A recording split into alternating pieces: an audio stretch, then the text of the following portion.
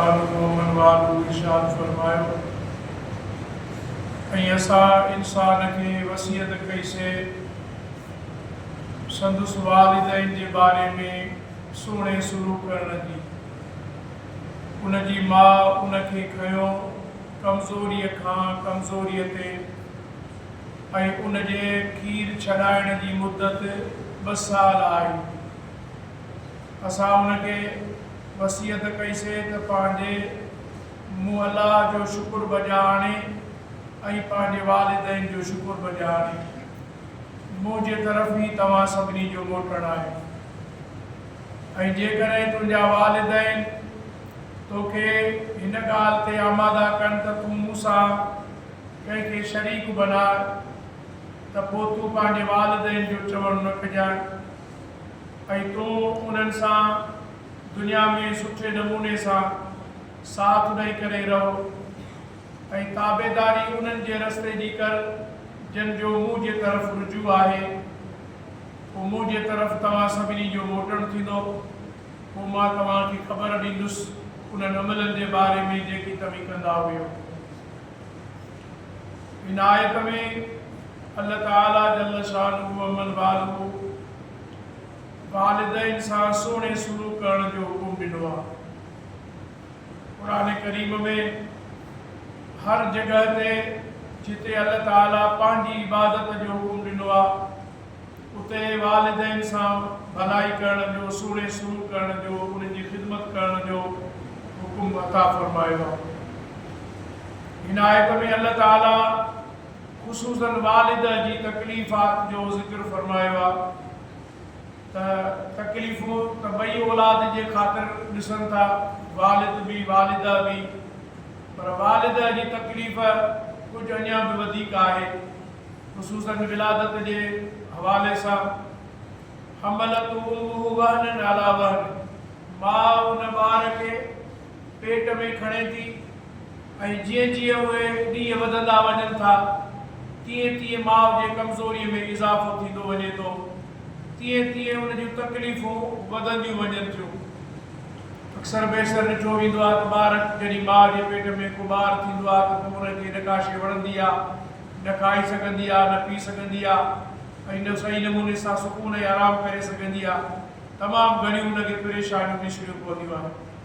अलाह से फरमायो त इहो मुसलसल 10 महीना खणण ॿार खे पंहिंजे पेट में जिस्म जे अंदरि इहो केॾो वॾी मुशक़त जो कमु आहे जेका माउ बर्दाश्त कंदी आहे।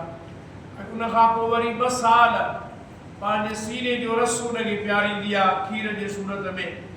इहो बि इंतिहाई ॾुखियो मरहलो आहे, मुश्किल मरहलो आहे जो अल्लाह तबारक व तआला उनजे दिलि में उहा विधी आहे शफ़क़त ऐं मुहबत जो इंतिहाई मुहबत सां पंहिंजे बचे खे खीर ॾींदी आहे।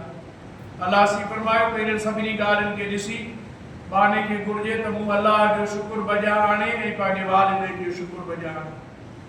बुज़ुर्ग लिखियो आहे त जेको माण्हू 5 वक़्त बाजमात निमाज़ पढ़े थो उन जहिड़ो अलाह जो शुक्र बजाईंदो ऐं निमाज़ खां पोइ जेको पंहिंजे वालिदैन जे लाइ दुआ घुरे थो उन जहिड़ो पंहिंजे वालिदैन जो शुक्र बजाईंदो।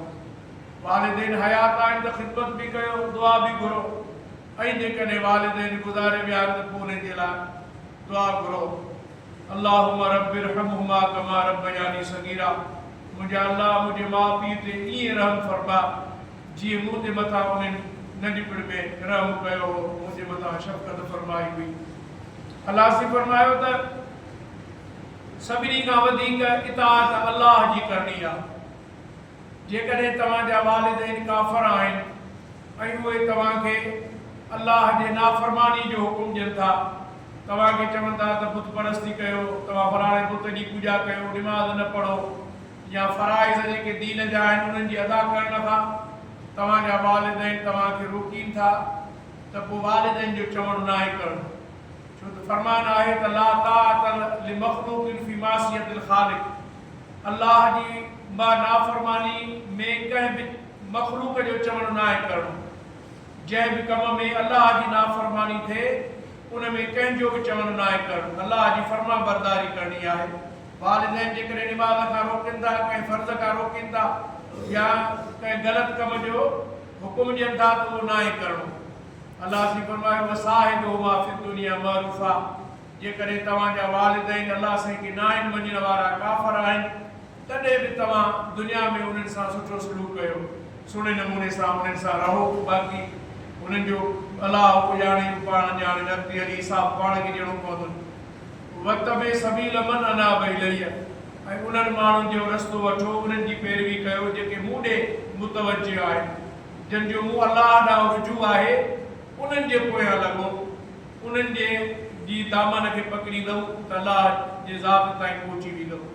अलाह सी फरमायो पोइ तव्हां सभिनी जो मुंहिंजे तरफ़ मोटणु थींदो, पोइ मां तव्हांखे तव्हांजे अमलनि जे बारे में ख़बर ॾींदुसि जेके तव्हां कया हुआ, ऐं तव्हांखे तव्हांजे अमलनि जी जज़ा अदा ॾींदुसि। अलाह सी सम्झण जी तौफ़ीक़ अता फरमाए।